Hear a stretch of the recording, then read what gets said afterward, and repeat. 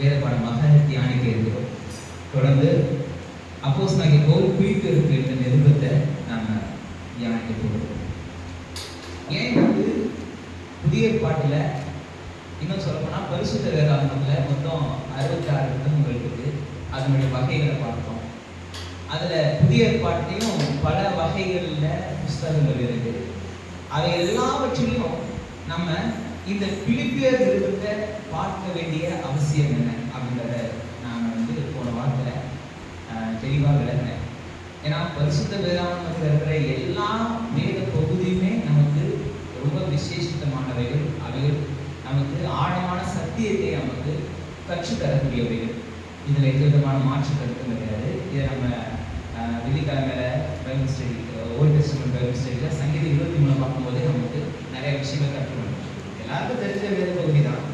ஆனாலும் அதில் கர்த்தர் எப்படிலாம் அங்கே வேலை செய்கிறாரு, அதில் எப்படிலாம் நமக்கு உதவி செய்கிறாரு, என்னென்ன காரியங்களை நமக்கு கற்றுத்தராரு அப்படின்றதெல்லாம் நம்ம பார்க்கும் பொழுது நம்ம அநேக காரியங்களில் அது குறிப்பாக வேத வசனத்தில் இன்னும் நம்ம தெளிவடைந்து அதில் தேடுகிறவர்களாக இருக்க வேண்டும் அப்படின்றதுல எந்த விதமான சந்தேகம் இல்லை. அப்போ பிலிப்பியர் நிருபத்தை நாம் எடுத்ததுக்கான காரணங்களை நம்ம பட்டியலிட்டு நம்ம பார்த்தோம். பிலிப்பியர் நிருபத்தினுடைய முன்னுரையை பார்த்தோம். அப்புறம் அப்போஸ்தலர் 16ஆம் அதிகாரத்திலிருந்து இந்த பிலிப்பி பட்டணம் எப்படிப்பட்டது. நான் எக்ஸ்டர்னல் எவிடன்சஸ் நிறையா வச்சுருக்கேன் இந்த பிலிப்பி பட்டணத்தை பற்றி.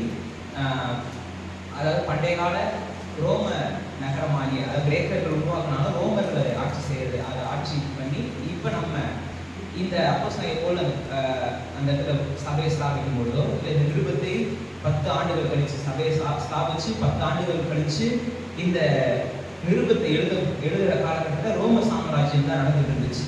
அப்போ இந்த ரோம சாம்ராஜ்யத்தின் நாட்களில் இருந்த நிறைய எவிடன்சஸை நம்ம பார்த்தோம். அதை நான் அப்போஸ்தலர் நடவடிக்கைகள் 16ஆம் அதிகாரத்தில் தான் அதன் அடிப்படையில் தான் நம்ம பார்த்தோம் இந்த பிலிப்பியர் நிருபத்தை. அதில் அப்போஸ்தலனாகிய பவுலுடைய அழைப்பு, இந்த பிலிப்பி பட்டணத்திற்கு கர்த்தருடைய ஆவியானவர் எப்படி அழைச்சார், எப்படி அதை போக சொன்னார், எப்படி அந்த அழைப்பை பெற்று அப்போஸ்தலனாகிய பவுல் தன்னை அதுக்கு ஒப்பு கொடுத்தார் அப்படின்றத நம்ம பார்த்தோம். இன்னும் அதுக்கப்புறம் பார்த்தீங்கன்னா அந்த அழைப்புக்கு ஏற்று உள்ள போகும்போது அதுக்கான முதல் கனியை லீதியால கர்த்தர் எப்படி கொடுத்தாரு, லீதியாளுடைய இருதயத்தை எப்படி கர்த்தர் திருப்பினாரு அப்படின்றத பார்த்தோம். அப்புறம் சொல்லும் ஆகியோடைய பெண்ணை பற்றி பார்த்தோம். அதுக்கப்புறம் நடந்த உபத்திரவம், நன்மை செய்தும் எப்படி தீமை அனுபவிச்சாங்க அப்படின்றத பார்த்தோம். அப்புறம் சிறைச்சாலை காவலின் மீட்பு, இதைகள்லாம் பார்த்தோம். இதெல்லாம் நமக்கு ஒரு சரித்திர சம்பவங்களாய் நாம பார்த்து நிறுத்தி விடாம, ஏதோ 2000 வருஷத்துக்கு முன்பாக ஒரு பண்டைய கால ஒரு பட்டணத்தில் நடந்த ஒரு சம்பவம் அப்படின்ற ஒரு கண்ணோட்டத்தோட மாத்திரம் நிறுத்தி விடாம, இன்றைய காலகட்டத்தில் இந்த அதிநவீன கால திருச்சபையில வாழ்கிற நமக்கு அந்த சம்பவங்கள் எப்படிலாம் உதவுகிறது, அந்த சம்பவங்கள் எப்படிலாம் நமக்கு ரிலேட் பண்ண முடியுது, நம்ம அதை நம்முடைய வாழ்க்கையில பொருத்தி பார்க்க முடியுது அப்படின்றது ரொம்ப ரொம்ப அவசியம். வேதத்தை நம்முடைய வாழ்க்கையோடு கூட பொருத்தி பார்க்க நமக்கு தெரிஞ்சிடணும். வேத வசனத்தை நம்ம பொருத்தி பார்க்கலன்னா அது ஒரு 10 புக்கில் ஒரு 11 புக்காக இருந்துடும். லைப்ரரியில் ஆயிரக்கணக்கான புத்தகங்கள் இருக்கிற போல இது ஒரு புக்காக அங்கே இருக்கும். ஆனால் இது எப்போ ஜீவனுள்ள புஸ்தகமாக மாறுது, எப்போ உயிரோட்டம் உள்ள புஸ்தகமாக மாறுதுன்னா இது நம்முடைய வாழ்க்கையோடு கூட நம்ம பொருத்தி பார்க்கும் பொழுது தான் நமக்கு இது ஒரு உயிரோட்டம் உள்ள ஒரு புஸ்தகமாய் நமக்கு அநேக காரியங்களை கற்று தருகிறது. தேவனுடைய வார்த்தை நமக்கு நிறைய காரியங்களை கற்று தருகிறது. அதான் ஆவியாகவும் ஜீவனாகவும். அப்படி நம்ம பொருத்தி பார்க்கும் பொழுது சில காரியங்களை நம்ம பார்த்தோம். அதுலேயும் குறிப்பாக அவருடைய அழைப்பு, அவருடைய தரிசனம், அந்த தரிசனத்திற்கு அவர் எப்படி ஒப்பு கொடுத்து அந்த அழைக்கப்பட்ட அழைப்புக்கு எப்படி அவர் தன்னை ஒப்பு கொடுக்குறாரு, அதே போல நம்முடைய வாழ்க்கையில கர்த்தர் கொடுக்குற தரிசனத்திற்கு நாம எப்படி அர்ப்பணிக்கணும் அப்படின்றத பார்க்கணும். அப்புறம் அழைப்புக்கு ஏற்று நாம் போகும்பொழுது நமக்கு ஒரு சரியான ஒரு வரவேற்பு இருக்குமான்னு கேட்டா இருக்காது. சிலதுல அப்படிதான் இருக்கு. ஆனாலும் அதன் மத்திய கர்த்தர் நமக்கு சரியான கனிகளை, சரியான பலன்களை நமக்கு தருவார் அப்படின்றத பார்த்தோம். அப்புறம் மூன்றாவது ஒரு முக்கியமான ஒரு விஷயம் பார்த்தோம். என்னன்னா அந்த குறி சொல்லுகிற ஆவியுடைய பெண் அவங்கள தூஷிக்கல, அவங்கள தீமையான மொழிகளை சொல்லல. அவங்க மேல அவதூறான குற்றச்சாட்டு எதுவுமே செய்யல. அந்த பெண் என்ன சொன்னாங்க, இவர்கள் உண்மையான தேவனுடைய ஊழியக்காரங்க, நமக்கு ரட்சிப்பை தரும்படியாக இவர்கள் வந்திருக்கிறார்கள் அப்படின்ற உண்மையான சாட்சியை தான் அங்க சொன்னாங்க. ஆனா இது உண்மையான சாட்சியாக இருந்தாலும் இது எந்த ஆவியினால் வருகிறது அப்படின்ற ஒரு தெளிவு நமக்கு வேண்டும். நம்மை பற்றியான சில காரியங்கள் மற்றவர்கள் நன்றாகவே சொன்னாலும் கூட, நம்மளை முகஸ்துதிக்காக சொன்னாலும் கூட, ஆனா அவர்கள் எந்த ஆவியுடையவர்களா இருக்கிறார்கள் அப்படின்ற நிதானித்து அறிகிற அறிவை கர்த்தருடைய பிள்ளைகளாக இருக்கிற நாம தெளிவோடு இருக்கணும் அப்படின்றதுல நம்ம சில காரியங்களை பார்க்கலாம். அதுக்கப்புறம் பார்த்தீங்கன்னா, நன்மை செய்து அவங்களுக்கு என்ன தீமை, சிறைச்சாலை அனுபவம் கிடைக்கும். சிறைச்சாலையின் அனுபவம் கிடைச்ச உடனே அவங்க சோர்ந்து போயிடல, அவங்க அதுக்கு மாறா என்ன பண்றாங்க, கர்த்தரை துதிக்கிறாங்க. அதுலயும் குறிப்பா சிறைச்சாலை கதவு உடைஞ்சிடணும், இந்த சோதனை மாறிடணும், இந்த வேதனை எல்லாம் போயிடணும்ட்டு அவங்க கர்த்தரை துதிக்கிறாங்க. அந்த நோக்கத்தோட அவங்க நோக்கம் அது கிடையாது. அவங்க கர்த்தரை துதிச்சாங்க, ஆனா அந்த துதிப்பதற்கான நோக்கம் என்ன அப்படின்னு பார்த்தீங்கன்னா, நல்ல தெளிவா நீங்க வசனத்தை வாசி பார்த்தீங்கன்னா, அவங்களுக்குள்ளாக ஒரு பெரிய உறுதி இருந்துச்சு. எங்க இடத்துல துதி வரும்? ஒரு பட்டணத்துக்கு ஒரு நன்மை தான் செய்யறாங்க, தீமை செய்யல, நன்மை செய்யறாங்க. ஆனா நீங்க அப்போஸ்தலர் நடவடிக்கைகள் 16ஆம் அதிகாரத்தை நீங்க வாசி பார்த்தீங்கன்னா, பிலிப்பி பட்டணத்தின் மத்தியில அத்தனை ஜனங்களுக்கு முன்பாக அவங்கள அடிக்கிறாங்க. அடிச்சு அவர் வஸ்திரங்களை பிச்சு அவங்களை அவமானப்படுத்தி அவருடைய சிறைச்சாலையில கொண்டு போய் விடுறாங்க. நாம இருந்தா கண்டிப்பா சோர்ந்து தான் போயிருப்போம். என்ன ஆண்டவரே, நீங்க சொன்னதான் செஞ்சோம், உங்களுடைய வழி நடத்துறதுபடி தான் வந்தோம், இப்படி கஷ்டப்படுறோமே, இதுல இருந்து எங்களை விடுவீங்க, அப்படிதான் நம்மளுடைய ஜெபம் இருக்கும். நம்ம கூட பாதையில போகும்போது ஆண்டவரே எங்களை விடுவியும் கேட்கறது தப்பே கிடையாது, அது நம்மளுடைய உரிமை. அதான் நம்ம அநேக சத்தியங்கள் மூலமா பார்த்துருக்கோம். பரிசுத்த வேதமும் அதான் நமக்கு போதிக்குது. நம்முடைய கடினமான காலத்துக்கு போகும்போது அந்த கடினமான காலத்துல நம்ம ஏற்றுக்கொண்டு அப்படியே வாழணுன்ற அவசியம் கிடையாது. கர்த்தர் அது விரும்புவதே கிடையாது. நம்முடைய நல்வாழ்வை, நம்முடைய சுக வாழ்வை கர்த்தர் விரும்புகிறவராக இருக்கிறார்.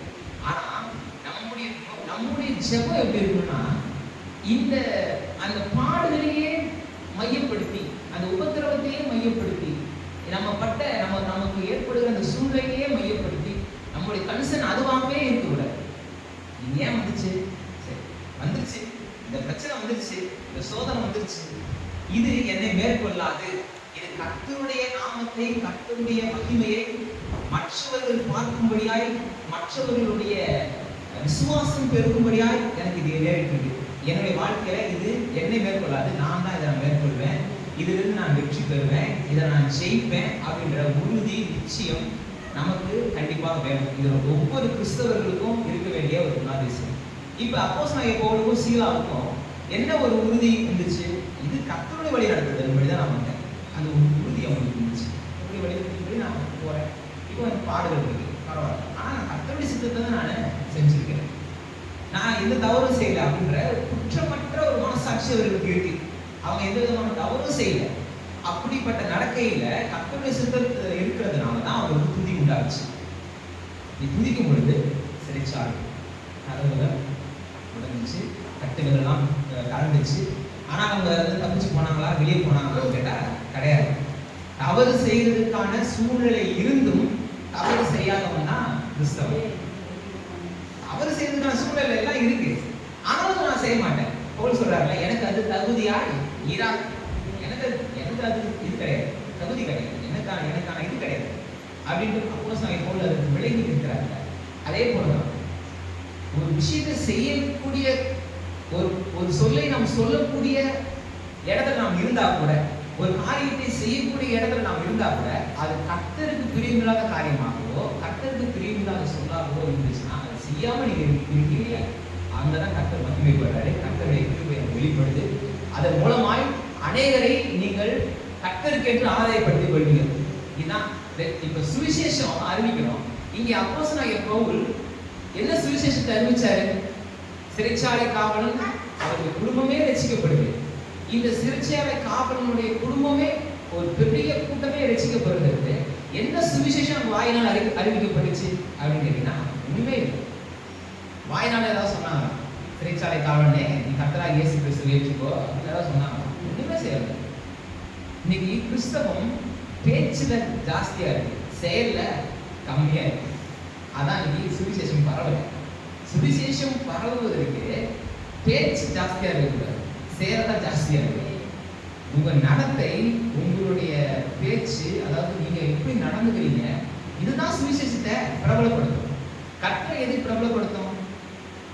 போயிட்டு நீ ஆண்டவர் ஏற்றுக்கோன்னு சொல்லிட்டு நீங்க வாட்டுக்கு ஒரு விஷயத்தை செஞ்சுட்டு இருந்தீங்கன்னா அவன் கேட்கும்போது கேட்பான். ஆனா என்ன சொல்லுவான், இவனே இப்படி இருக்கான், இதை போய் நாம ஏன் தேர்ந்தெடுக்கணும் அப்படின்ற ஒரு உதாசனத்தை நடக்கிறாங்க. கிறிஸ்தவத்தின் அந்த மாண்பு இன்னைக்கு கெட்டு போகும். ஆனா இங்க பவுலும் சீலாவுடைய செயல், அவங்களுடைய நல் ஒழுக்கமான செயல், அந்த கன்சர்ன் மற்றவர்களை குறித்துதான் கன்சர்ன். இன்னைக்கு அவங்க ஏன் தப்பிச்சு போகல நம்ம யோசிக்கணும்ல. நம்ம எப்பவுமே ஏன் தப்பிச்சு போக வேண்டிய சூழ்நிலை இருந்துச்சு, ஆனா ஏன் போல, அவங்களால ஏன் போக முடியாம இருந்துச்சா? அவங்களை எது தடுத்துச்சு அப்படின்னு பார்த்தா, அவங்க போயிருந்தாங்கன்னா அந்த சிறைச்சாலை காவலர்களுக்கு என்ன நடந்திருக்கும், அந்த காவலர்களுக்கே என்ன நடந்திருக்கும்னு தெரியும். ஏன்னா ரோமர்களுடைய மரண தண்டனைன்றது ரொம்ப கொடூரமானது. அவங்க ஒருத்தருக்கு மரண தண்டனையை உயிரை டக்குன்னு போற மாதிரிலாம் கொடுக்க மாட்டாங்க, ரொம்ப மோசமா கொடுப்பாங்க. அதனாலதான் சிறைச்சாலை காவலன்னா இவங்கள்ட்ட மாட்டிக்கிட்டு நம்ம சாவறதுக்கு நம்மளே செத்துடலான்ட்டு பட்டையத்தை எடுத்து அதை தற்கொலை பண்ணிக்கிறது. அப்போஸ்தலர் 16 அப்படியே இருக்கு. ஏன் உயிரை அவனே மாச்சிக்கிற அளவுக்கு ஏன் அவனை புரிஞ்சிச்சு அப்படின்னா, ஒருவேளை அவங்க தப்பிச்சு போயிருந்தாங்கன்னா இந்த ரோமர்கள் கொடுக்கக்கூடிய, அதாவது இந்த சிறைச்சாலை காவலன் கொடுக்கக்கூடிய தண்டனைகளுக்கு அணுவா சித்திரவதை பண்ணி அவன் தன்னுடைய உயிரை போக்க வேண்டியிருக்கும். அதெல்லாம் யோசிச்சுதான் அவனுடைய வாழ்வுக்காக, அவனுடைய நன்மைக்காக இவர்கள் எடுத்த முயற்சி, இவர்களுடைய செயல் அவனை ரட்சிப்புக்கு நேராக இவர்கள் எடுத்துச்சு. அவனை ரட்சிக்கப்படணும்ட்டு இவங்க செய்யல, அவனை பாதுகாக்கணும், அவனுக்கு அவன் எந்த தவறு செய்யாத அவன் காக்கப்படணும்ன்ற ஒரு கன்சர்ன், பிறர் நன்மை, அதாவது மற்றவர்களுடைய நன்மையை யோசிச்சு நம்ம செய்யற ஒவ்வொரு செயலும் அநேகரை ஆதாயப்படுத்தும். கர்த்தருக்கு ஆயிரம் நீங்க அதை விட்டுட்டு நீங்க 1000 தான் நீங்க பண்ணாலும் அது கர்த்தருக்கு ரிசல்ட் தர. ரிசல்ட் வேணும் நமக்கு அல்டிமேட்டா வேணும், ரிசல்ட் தான். ரிசல்ட் வேணும்னா என்ன வழி? கர்த்தருடைய வேதம் நிர்வாகம். அதற்கு நம்ம நிறைய பேர் ஆதாயப்பட்டோம்னா நம்முடைய செயல் இதன் மூலமாக அநேகர் ரட்சிக்கவும் அனுப்பப்பட்டாங்க. இன்றைக்கும் அது நடக்க முடியும் அப்படின்றத குறித்து நம்ம பார்க்கணும். கடந்த வாரத்தில் இதோடு நம்ம நிறுத்துறோம். இதுக்கப்புறம் பார்த்தீங்கன்னா இந்த நிருபத்தை எழுதுவதற்கான காரணம், இதுதான் நான் வந்து சொன்னேன். இதை எழுதுவதற்கான காரணம், அதையும் கருப்பொருள், இதுக்கான தீம் என்ன அப்படின்றத குறித்து மாத்திரம் இன்னைக்கு நம்ம பார்த்து நிறைவு செய்ய போகிறோம். இந்த அறிமுகம், இந்த 2 வாரமும் அறிமுகம் தான். போன வாரமும் சரி, இந்த வாரமும் சரி, இந்த பிலிப்பியர் நிருபத்தினுடைய அறிமுகம் அப்படின்றது தான் நம்ம பார்க்க முடியும். இந்த ஒப்பீடு ரொம்ப ரொம்ப அவசியம். பிலிப்பியர் நிருபத்தில் நடந்ததுக்கான அந்த நடந்த சம்பவங்களும் நம்முடைய வாழ்க்கையில நடக்க இருக்கிற காரியங்களையும் நம்ம ஒப்பிட்டு பார்த்து நம்முடைய நடைகளையும் நாம் சீர்தூக்கி பார்க்கிறது ரொம்ப ரொம்ப அவசியம். இந்த பிலிப்பியர் நிருபத்தை எழுதுவதற்கான காரணம் என்ன அப்படின்னு பார்த்தீங்கன்னா, அதாவது ஒரு 4 காரணங்கள் இருக்கு. ஒரு 4 காரணங்கள் இருக்கு. அதுல முதலாவது காரணம் பார்த்தீங்கன்னா, பிலிப்பியர் எழுதுகிற நிருபம் 1ஆம் அதிகாரம் 3ஆம் வசனத்தை வாசிக்கலாம். பிலிப்பியர் 1:3. சுவிசேஷம் உங்களுக்கு அறிவிக்கப்பட்ட நாள் முதல் இதுவரைக்கும் நீங்கள் அதற்கு உடன்பட்டவர்கள் ஆனபடியால். சுவிசேஷம் உங்களுக்கு அறிவிக்கப்பட்ட நாள் முதல் இதுவரை. இந்த ஃபர்ஸ்ட் பாயிண்ட் என்ன அப்படின்னு பார்த்தீங்கன்னா, இந்த பிலிப்பு பட்டணத்தின் சபை விசுவாசிகள் அநேக காரியங்களுக்கு அநேகருக்கு முன்னுதாரணமா இருக்கிறாங்க. நம்ம ஏன் இந்த பிலிப்பியர் நிருபத்தை பார்க்கணும், நம்ம ஏன் இந்த பிலிப்பியர் நிருபத்தை ஆராயணும் அப்படின்றதுக்கான காரணத்தை நான் சொல்றேன். இந்த பிலிப்பு பட்டணத்தின் விசுவாசிகள் அநேகருக்கு சில விஷயங்கள்ல, அநேக காரியங்கள்ல முன்னுதாரணமா இருக்கிறாங்க. அதுல ஒண்ணு, அந்த ஃபர்ஸ்ட் பாயிண்ட்ல ஃபர்ஸ்ட் அதாவது மொத்தம் 4 காரியங்கள், 4 விஷயங்கள் இருக்கு, 4 காரணங்கள் இருக்கு இந்த பிலிப்பியர் நிருபத்தை நம்ம பார்க்கறதுல. அதுல முதலாவது காரணத்துல இருக்கிற முதல் பாயிண்ட் என்னன்னு பார்த்தீங்கன்னா, இந்த பிலிப்பு பட்டணத்தின் விசுவாசிகளுக்கு ஒரு கன்சிஸ்டன்சி இருந்துச்சு. இந்த கன்சிஸ்டன்சி, அதாவது இந்த கன்சிஸ்டன்சினா நல்ல தமிழ்ல சொல்றது, தொடர்ந்து ஒரு விஷயத்தை அதனுடைய சாரம் குறையாம, அதனுடைய வீரியம் குறையாம தொடர்ந்து செயல்படுத்துறது. இவங்களுக்கு சுவிசேஷம் அறிவிக்கப்பட்ட நாள் முதல் இந்த நாள் வரைக்கும், அதாவது இந்த லெட்டரை எழுதுற டைம் வரைக்கும் 10 வருஷம் டைம் கேப். 10 வருஷம் கழிச்சு தான் இந்த லெட்டர் எழுதுறாரு. அவங்க சுவிசேஷம் அறிவிச்சு 10 வருஷம் கழிச்சு இந்த லெட்டர் எழுதுறாரு. அப்போ அவர் சொல்றாரு, சுவிசேஷம் அறிவிக்கப்பட்ட நாள் வந்து இந்த லெட்டரை நான் எழுதுற இந்த நேரம் வரைக்கும் நீங்க எப்படி இருந்தீங்க? அதுல உறுதியா இருக்கிறாங்க. அந்த தொடர்ந்து அவங்களுடைய செயல்பாடு மாறாம இருக்கு. அந்த வீரியம், சுவிசேஷத்தை குறித்ததான வீரியம் அவங்களுக்கு குறையாம இருக்கு. இது வரைக்கும் அவர்கள் உடன்பட்டவர்களாக இருக்கிறாங்க.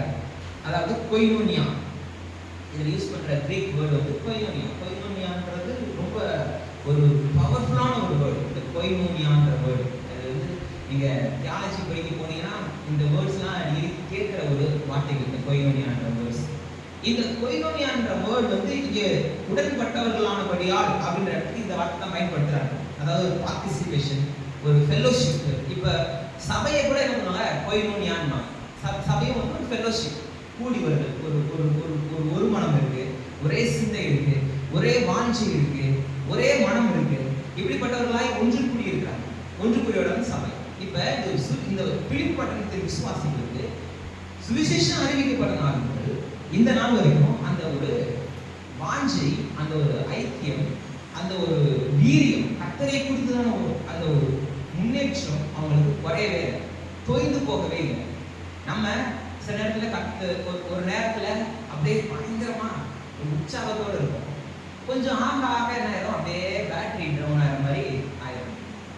அப்படி ஆகாம எந்த நேரமும் உற்சாகம், எல்லா நேரங்களிலும் உற்சாகமா கர்த்தருக்கு எப்ப கூட்டாலும் செய்யணும். எதை செய்யணும் சொன்னாலும் செய்யறதுக்கு, எல்லா நேரங்களிலும் வாஞ்சியோடு செய்யறதுக்கு நாம் உறுதி உள்ளவர்களாய், தைரியம் உள்ளவர்களாய், வாஞ்சை உள்ளவர்களாய், விருப்பம் உள்ளவர்களாய் எப்பொழுதுமே இருக்க வேண்டும். இதுதான் பிலிப்பு பட்டணத்தின் விசுவாசிகளிடமிருந்து நாம கற்றுக்கொள்ள வேண்டிய முதலாவது பாடம். அந்த ஊழிய வாஞ்சியும் அவர்களுக்கு ஆர்வம்ன்றது குறையவே இல்லை. எல்லா நேரங்களிலும் அவர்களுக்கு அந்த வாஞ்சை குறையவே இல்லை. இரண்டாவது, நீங்க அப்போஸ்தலர் நடவடிக்கைகள் 16ஆம் அதிகாரத்துல வாசிச்சு பார்த்தீங்கன்னா, லீதியா ரட்சிக்கப்படுறாங்க. முதலாவது, லீதியாளுடைய குடும்பம் முழுக்க ரட்சிக்கப்படுது. புரிசல் மாவியுடைய பெண் ரட்சிக்கப்படுறாங்க. ஆனா அதுக்கப்புறம் அவங்களை பற்றி தானே எனக்கு ரொம்ப குறிப்பு இல்லை. ஆனா நான் விசுவாசிக்கிறேன், கண்டிப்பா அந்த பெண்ணுடைய குடும்பம் முழுக்க ரட்சிக்கப்பட்டிருக்கும் நான் விசுவாசிக்கிறேன். மூன்றாவது, இந்த சிறைச்சாலை காவலன் ரட்சிக்கப்படுறாரு, அவருடைய குடும்பம் முழுக்க ரட்சிக்கப்படுது. அப்படின்றது ரெக்கார்டாவே இருக்கு. லீதியாலையும் சிறைச்சாலை காவலனுடைய ரட்சிப்பிலும் அவருடைய குடும்பம் முழுக்க ரட்சிக்கப்படுறாங்க அப்படின்றதுல பார்த்தீங்கன்னா ரெக்கார்டாகவே சொல்லப்பட்டிருக்கு. நீங்கள் 16ஆம் அதிகாரத்தை வாசிச்சு பார்த்தீங்கன்னா உங்களுக்கு தெரியும். வீட்டில் போயிட்டு இதெல்லாம் நீங்கள் திரும்ப உங்களை வாசிச்சு பார்க்கறது. ஒவ்வொரு வாரமும் வரும்பொழுதும் பிலிப்பு நிருபத்தை ஒரு 4 அதிகாரம் தான். ஜஸ்ட் 20 நிமிஷத்தில் நீங்கள் ஃபுல்லும் வாசிக்கலாம். ஒரு 20 நிமிஷம் ஒதுக்கி ஒரு வாரத்தில் 20 நிமிஷம் கற்றுக்குன்னு இதுக்குன்னு நீங்கள் ஒதுக்குறது தப்பே கிடையாது. நம்ம வந்து நான் சொல்லிட்டேன் 30 வாரத்தில் இந்த நிருபத்தை நம்ம முடிக்கலாம்னு நினச்சோம். அப்போ 30 வாரத்தில் நம்ம 30 முறை பிலிப்பு நிருபத்தை வாசிச்சு முடிச்சிருக்கோம். அப்படி நீங்கள் வாசிங்கன்னா உண்மையிலே நீங்கள் பயங்கரமான ஸ்காலராக மாறிடுவீங்க, பைபிள் ஸ்காலராக மாறிடுவீங்க. அப்போஸ்தலர் 16 ப்ளஸ் இந்த அப்போஸ்தலர் 16 ஃபுல்லும் கிடையாது, அந்த ஒரு குறிப்பிட்ட வேத வசனம் பார்க்கலாம். இந்த பிலிப்பு பட்டணத்தை குறித்த வேத வசனம் ப்ளஸ் பிலிப்பு எழுதப்பட்டது வாசிட்டே இருந்தீங்கன்னா கர்த்தர் உங்களுக்கு நிறைய காரியங்களை கற்றுக் கொடுத்துட்டே இருப்பார். நிறைய வெளிப்பாடுகள் கற்றுக்கொடுத்து இருப்பார். நிறைய காரியங்கள் கொடுத்து நீங்கள் அதில் கற்றுப்பீங்க. இதுல நீங்க ரெண்டாவது ஃபர்ஸ்ட் இந்த வாஞ்சை அந்த ஒரு குறையாம இருக்கிறாங்க. அந்த ஜனங்கள் வாஞ்சை குறையாம இருக்காங்க. இது நம்ம கற்றுக்கொள்ளணும். ரெண்டாவது, இவர்கள் மாத்திரம் ரட்சிக்கப்பட்டா போதும்ன்ற ஒரு குறுகிய மனப்பான்மை இல்லை. யார் ரட்சிக்கப்பட்டாலும் அடுத்தது அவர்களை சார்ந்த எல்லாரையும் ரட்சிப்புக்குள்ள நடத்திடுறாங்க. இந்த பிலிப்பு பட்டணத்து விசுவாசிகள் அவங்க ரட்சிக்கப்பட்டோன்னே அவங்க சார்ந்த எல்லாருக்குமே ரட்சிக்கப்படணுன்ற வாஞ்சை இருக்கு. இது நம்ம கற்றுக்க வேண்டிய பாடம். நமக்கு அந்த வாஞ்சை இருக்கு. நம்ம ஏன் சுவிசேஷம் நம்ம மட்டும் ரட்சிக்கப்பட்டோம் பாவம் போனால் போதும்ன்ற இது இல்லை. நம்ம போய் என்ன பண்ணுறோம்? அங்காளி பங்காளி சொந்தக்காரன் தெரிஞ்சவங்க பக்கத்து வீடு எல்லாருக்கும் நம்ம அறிவிச்சிட்டே ட்ரை பண்ணிக்கிட்டே இருக்கோம், முயற்சி பண்ணிக்கிட்டே இருக்கோம். எதுக்கு?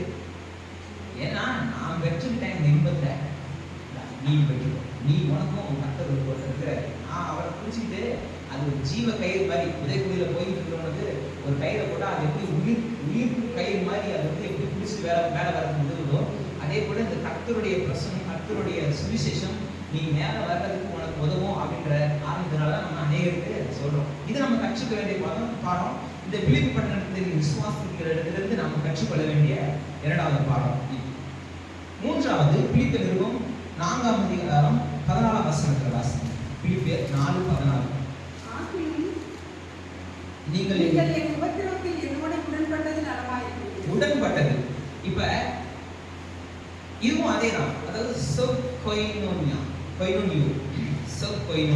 அதே கொயினோனியான்ற வேர்டு அப்படின்னா இதுல வந்து இன்னும் ஆழமான ஒரு அர்த்தத்தோடு கூட it was right of you to share with me in my difficulties. அதாவது நீங்க அவங்க என்ன பண்றாங்கன்னா உடன்படுறாங்க. எதுல உடன்படுறாங்க? அப்போஸ்தலனாகிய பவுலுடைய நன்மையில உடன்படல. நன்மையில அதுல உடன்படல, நான் ஒதுங்கி நிற்கிறேன் அப்படி இல்லை.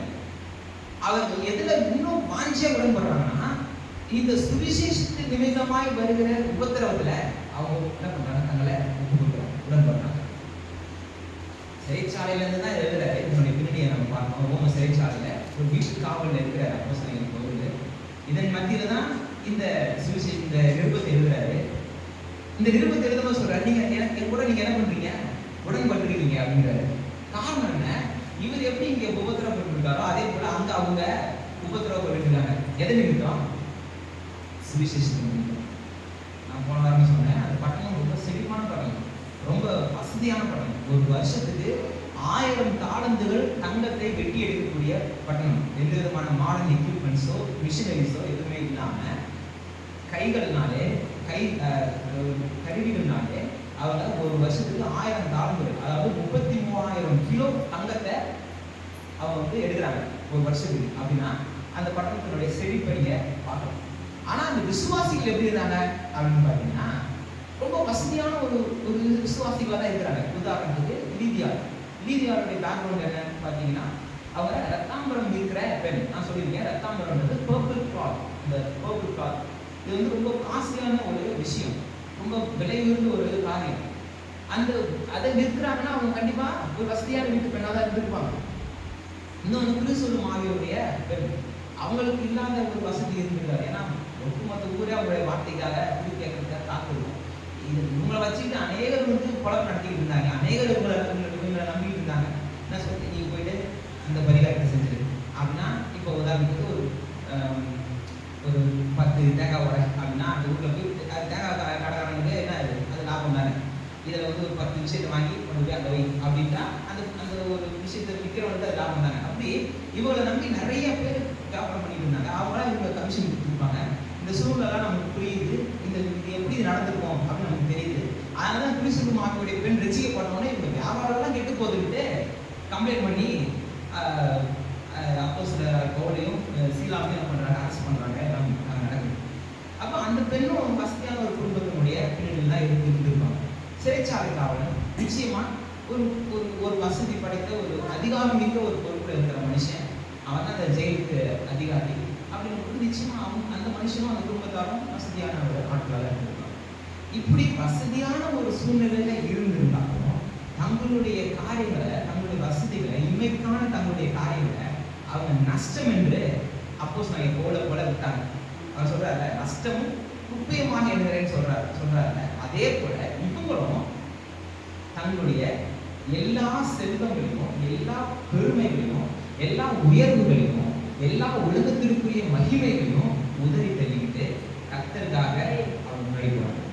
இது நாம் கற்றுக்க வேண்டிய பெரிய பாடம். எவ்வளவு இருந்தாலும் கர்த்தருக்கு முன்னாடி அது அப்படிங்கிற ஒரு மனப்பான்மை ரொம்ப ரொம்ப அவசியம். இது நம்ம நிறைய நன்மைக்கு நேராக நம்ம வழி நடத்தும். நிறைய நன்மையை நம்ம பெற்றுக்கொள்வதற்கு இது ஆவிக்குரிய ஆசீர்வாதம், பூமிக்குரிய ஆசீர்வாதம் நம்ம பெற்றுக்கொள்வதற்கு இது பெரிய ஒரு காரியம். ஏன்னா மனசு அதுல போய் சாய்ந்துருச்சு அப்படின்னா கர்த்தரை தேட மாட்டாங்க. கர்த்தரை தேடலாம் நன்மை வராது. அப்போ இருக்கிறது நியாயம் குறைஞ்சிட்டு போயிடும். வாஞ்சி அதுவா இருக்கக்கூடாது. வாஞ்சி உலக செல்வமா இருக்கக்கூடாது. இம்மைக்காக மாத்திரம் நீங்க கர்த்தரை தேடுகிறவர்களா இருந்தா நம்ம பரிந்துரைக்கப்பட்டவர். ஏன்னா நம்ம ஃபோக்கஸ் அங்கே போயிடுச்சு அப்படின்னா நம்ம கர்த்தரை தேட மாட்டோம். கர்த்தரை தேடலாம் அது ஆட்டோமேட்டிக்கா என்ன ஆகும்? அது குறையும். அது வந்து குறையக்கூடியது. இந்த உலகத்தின் செல்வங்கள் குறையக்கூடியது, அழியக்கூடியது. நீங்க கர்த்தரை நோக்கி பார்த்தீங்கன்னா முதலாவது என்ற ராஜ்யத்தையும் நீதியும் தெரிந்தவர்களுக்கு இவைகளெல்லாம் கொடுக்கப்படும். ஆசீர்வாதம், உங்க மூலமாய் மற்றவர்களுக்கும் ஆசீர்வாதம். நீங்க ஒரு ஆசீர்வாதமான ஒரு நிலையில இருக்கணும் கர்த்தர் விரும்புவாரு. நீர்க்கால்கள் மூலமாய் நடப்பட்டு தன் காலத்தில் தன் கனியை தந்து இலையுதிராது இருக்கிற மரத்தை போல இருக்கும். கர்த்தருடைய வேதத்துக்கு பிரியமா இருக்கிற மனுஷன் அப்ப நிச்சயமா அந்த ஆசீர்வாதம் இருக்கும். அது நிமித்தமா நீ கர்த்தரை தேர்வு நிமித்தமா நீ ஆசீர்வதிக்க. ஆனா வாஞ்சை நம்ம அதுலயே இருக்கும். கர்த்தர் விசுவாசிகள் இருந்தாங்க. ஆனா இவங்க எப்படி கஷ்டப்பட்டாங்க? ஏன்னா அந்த ஆதிதிருச்சபை நாட்கள் ரொம்ப ரொம்ப சபைன்றது ரொம்ப கடினமான சூழ்நிலை தான் இருந்துச்சு. நம்ம நிறைய சூழ்நிலைகளை பார்த்துக்கிறோம், இன்னும் நம்ம பார்ப்போம், நிறைய காரியங்கள் பார்ப்போம். ஆனா இந்த கஷ்டம் தான் பட்டாங்க அப்படின்றத இவங்கள்ட்ட எழுதும்போது எழுதல, இன்னொரு நிருபத்தில் எழுதுறாரு. அதை நம்ம பார்க்கும்போது நம்ம பார்க்கலாம். இன்னொரு நிருபத்துல தெளிவா எழுதுறாரு. அவங்க கஷ்டத்தின் மத்தியில எனக்கு எப்படிலாம் உதவி செஞ்சாங்க அப்படின்றத அவர் எழுதுறாரு. ஆனா ரொம்ப வசதியான பின்னணியில் இருந்த மக்கள் கர்த்தருக்காய் அவங்க எல்லாவற்றையும் கஷ்டம் விட்டு இப்ப அவருடைய உபத்திரவத்துல அவருடைய டிஃபிகல்டீஸ்ல தங்களையும் ஒப்பு கொடுத்து இவங்க உடன்பட்டுட்டாங்க. இவங்களும் அதுல பங்கு பெற ஆரம்பிச்சிட்டாங்க. இதுதான் நம்ம கற்றுக்க வேண்டிய இந்த அவங்கள்ட்ட இருந்து கத்துக்கிட்ட மூணாவது காரியம். நாலாவது, அவருடைய தேவைகள், அதாவது உங்களுடைய தேவைகளை சந்திப்பதில் இவங்க எப்போதுமே ஆர்வமா இருக்காங்க. பிலிப்பியர் 4:15. மேலும் பிலிப்பியரே, சுவிசேஷத்தின் ஆரம்பத்திலே நான் மக்கெதோனியாவிலிருந்து புறப்பட்ட போது கொடுக்கல் வாங்கல் காரியத்தில் நீங்கள் மாத்திரம் எனக்கு உடன்பட்டதே அல்லாமல் வேறொரு சபையும் உடன்படவில்லை என்று நீங்கள் அறிந்திருக்கிறீர்கள். இவங்க கர்த்தருடைய ஊழியத்தின் நிமித்தமாய் தேவைகளை சந்திக்கிறதுல ரொம்ப வாஞ்சியா இருக்காங்க. இது கர்த்தருடைய பிள்ளைகளாக இருக்கிற நமக்கு ஒரு பெரிய ஒரு பாடம். இங்க ஊழியக்காரன் எனக்கு இது தேவை அது தேவைன்னு எந்த விதமான இது சொல்லவே இல்லை. ஆனா நன்றி செலுத்துறாரு. இது சபையாய் ஒவ்வொரு சபையும் பின்பற்ற வேண்டிய ஒரு காரியம்னு நினைக்கிறேன். நான் அதை ஃபாலோ பண்ணுவேன். நான் எந்த தேவையும் சொல்ல மாட்டேன். இந்த தேவை இருக்குன்றத சொல்ல மாட்டேன். அது ஜெபம். ஆனா அந்த தேவையை யாராவது சந்திச்சிட்டாங்கன்னா நான் அதுக்கு ஒரு இதே வச்சிருக்கேன் போட்டு நம்ம இயரண்டில் நம்ம இதெல்லாம் எங்களுக்கு இந்த விஷயம் இல்லை, இதெல்லாம் நம்ம செஞ்சோம் அப்படின்றத அவங்களுக்கு நம்ம தெரியப்படுத்தி நம்ம ரெக்கார்ட் வச்சிருக்கிறது ரொம்ப அவசியம். ஏன்னா அது ஒரு டிரான்ஸ்பரன்சி, ஒரு வெளிப்படைத்தன்மை இருக்கணும்ட்டு நான் இதுல இருந்து நான் கற்றுக்கிட்டேன். அதை நான் ஃபாலோ பண்ணுறேன், சபையில் ஃபாலோ பண்ணுறேன். ஏன்னா நம்ம எல்லாருமே ஒரு கஷ்டப்பட்டு எல்லாம் பண்ணி தான் ஒருத்தனையோடு கூட எல்லாம் ஒன்று சேர்த்து இந்த ஊழியத்தை நடத்தி கொண்டு போகும்போது எந்த ஊழியமாக இருந்தாலும் அந்த ஊழியத்தினுடைய டிரான்ஸ்பரன்சி ரொம்ப ரொம்ப அவசியம். இங்கே அவர் அதை செய்கிறார். பெற்றுக்கிட்டதை வெளிப்படையாக அதாவது ஓப்பனாக என்ன பண்ணுறாரு, ஷேர் பண்ணுறாரு. ஆமாம், நீங்கள் எனக்கு உதவி செஞ்சீங்க, நீங்கள் உதவி செஞ்சு நிமித்தமாய் நான் இதெல்லாம் இருக்கிறேன் அப்படின்ற ஒரு டிரான்ஸ்பரன்சி அங்கே இருந்துச்சு. அது ரொம்ப கற்றுக்க வேண்டிய விஷயம். இதுக்கு நம்ம ஆனால் இதுக்கு ஆப்போசிட்டாக செஞ்சுட்டு இருப்பாங்க. நீங்கள் பார்த்தீங்கன்னா தேவையில்லை சொல்லுவாங்க. ஆனால் அதுக்கப்புறம் என்ன ஆயிடுது, எவ்வளோ வந்துச்சு, என்ன இது என்ன பண்ணோம் அப்படின்ற ரெக்கார்டை வெளிப்படையாக சொல்ல மாட்டாங்க. அது நம்பிக்கை வச்சுட்டு அதோட நிறுத்திப்பாங்க. ஆனால் தேவைகளை ஓப்பனாக சொல்லுவாங்க. ஆனால் நீ வேதம் நம்ம கற்றுக் கொடுக்குறது அது அப்படியே ஆப்போசிட். நீ தேவைகளை கற்றுக்க சொல்லு, கர்த்தர் உன் தேவையை சந்திப்பாரு. சந்திச்சதுக்கு அப்புறம் நீ யார் உதவி செஞ்சாலும் அவங்கள்ட்ட சொல்லு, வெளிப்படையாக சொல்லுன்றத வேதம் நமக்கு கற்றுக்கிறது. அப்போ இந்த சபையிலிருந்து இந்த விசுவாசிகள்கிட்ட இருந்து நம்ம இந்த ஒரு 4 காரியங்கள், இன்னும் நிறைய இருக்கு, இந்த 4 காரியங்கள் போகுதுன்னு நம்புறேன். அப்போ பிலிப்பியர் நிருபத்துக்கு எழுதுறதுக்கான காரணம் இப்படிப்பட்ட காரியங்களை நாம் கற்றுக்கொள்ளணும் அப்படின்றதுக்காக அப்போஸ்தலனாகிய பவுல் எழுதுறாரு. இதுதான் ஃபர்ஸ்ட். ரெண்டாவது, இந்த பிலிப்பு பட்டணத்திலிருந்து எப்பாப்ராத்து அப்படின்ற ஒரு வாலிபனை அப்போஸ்தலனாகிய பவுலுக்கு உதவி செய்யும்படி இவங்க அனுப்புறாங்க. நான் மறுபடியும் அந்த வரலாற்று ரீதியான பின்னணியை உங்களுக்கு எளிமையாக தான் சொல்லிட்டு இருக்கேன். ஏன்னா ஏற்கனவே 22 வாரங்கள் இந்த 1வது அதிகாரத்தை மாத்திரமே ஏற்கனவே நம்ம போன வருஷங்களை நம்ம பார்த்துட்டோம். இருந்தாலும் நம்ம இப்போ மறுபடியும் பார்க்க ஆரம்பிக்கிறதுனால ஜஸ்ட் ஒரு சின்ன காரியம் மட்டும் தான் நான் வந்து ஸ்டார்ட் பண்ணிட்டு போகிறேன். ஹிஸ்டாரிக்கா அவர் ஒரு வீட்டு சேவையில் இருக்கிறாரு, ஒரு எலைட் பிரிசன் கார்டு இருக்கிறாரு, 6 மணி நேரத்துக்கு ஒரு முறை ஷிஃப்ட் ஆகுது. இப்படி இருக்கும்போது வீட்டு சேவையில் இருக்கிறதுனால அங்கே அதுக்கான பே பண்ணணும். இப்போ நார்மலாகவே பார்த்தீங்கன்னா இன்றைக்கு கூட அந்த ஒரு பழக்கம் இருக்குன்னு நினைக்கிறேன். சிறை நிறையா ப்ராசஸ் இருக்கும். நார்மலாக ஜென்ரலாக இருக்கிறதுக்கு எந்த விதமான பே பண்ண தேவை. சப்போஸ் கொஞ்சம் ஏதாவது ஒரு வசதி தேவை, உடல் சூழ்நிலை நிமித்தமாய் இல்லை பலவீனத்தின் நிமித்தமாய் அவர் கைதிகள் தான் இருந்தாலும் ஏதாவது ஒரு கொஞ்சம் அவருக்கு வசதி தேவைன்னா அதுக்கு பே பண்ணுவாங்க அப்படின்னு இன்னைக்கு அந்த நடைமுறை இருக்குன்னு நினைக்கிறேன். அதே மாதிரி அன்னைக்கு வந்து எலைட் பீப்புளாக ராஜாவுக்கு முன்னாடி சீசருக்கு முன்னாடி நிறுத்தணுன்றதுக்காக இவர் வந்து அந்த அரண்மனைக்குள்ளவே இருக்கிற ஒரு எலைட் காட்ஸ் இருக்கிற இடத்துல தான் இவரை வீட்டு சிறையில் வச்சிருக்காங்க. அப்படி இருக்கிறதுனால அதுக்கான பே பண்ணணும், அதுக்கான காரியம் பே பண்ணணும். அதில் வந்து இவங்க பிலிப்பு சபை வந்து உதவுறாங்க. அது மாத்திரம் இல்லை, கூடவே இருந்து ஹெல்ப் பண்ணுறதுக்கு ஒரு ஆளை அனுப்பிச்சு வச்சிருக்காங்க எப்பாப்ராத்து. இந்த எப்பாப்ராத்துவை திரும்பி அனுப்புறாரு, எங்க பிலிப்பு பட்டணத்துக்கு அனுப்புறாரு. அப்போ அனுப்பும்போது லெட்டர் எழுதி அனுப்புறாரு. இவர் பிலிப்பு சபைக்கும் சில சபைகளுக்கும் அவர் வந்து தான் ஸ்தாபிச்ச சபைக்கு வந்து லெட்டர் எழுதி அனுப்புறாரு. அதுதான் இந்த லெட்டர் எழுதுறதுக்கான காரணம். ரெண்டாவது காரணம், எப்பாப்ராத்து போறதுனால பிலிப்பியருக்கும் 2ஆம் அதிகாரம் 25ஆம் வசனம் வாசிங்கன்னா தெரியும். 2:25.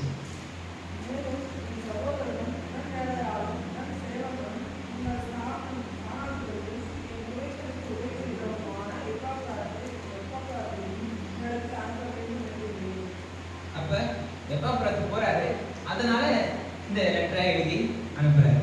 இதுதான் ரெண்டாவது காரணம். மூணாவது காரணம் என்னன்னு பார்த்தீங்கன்னா பிலிப்பியர் 3:2 3ஆம் அதிகாரம் 2ஆம் வசனம் வாசிங்க.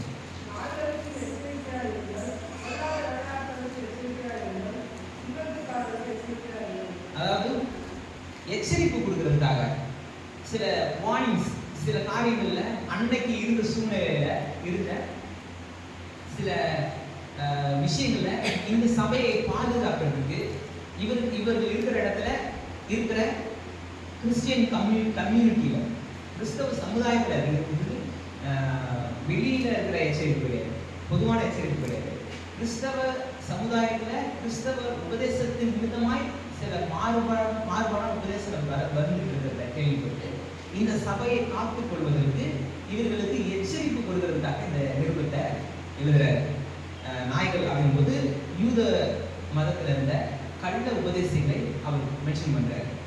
இன்னொன்று பொல்லாத வேலையாள் அப்படிங்கும்போது தவறான உபதேசங்களை பரப்புகிறவர்கள் அப்போஸ்தலர்களுடைய நுணுக்கம் வாசி பார்த்தீங்கன்னா அநேக கள்ள உபதேசங்கள் பெருகி இருக்கிறத நீங்க பார்த்துருக்கீங்க.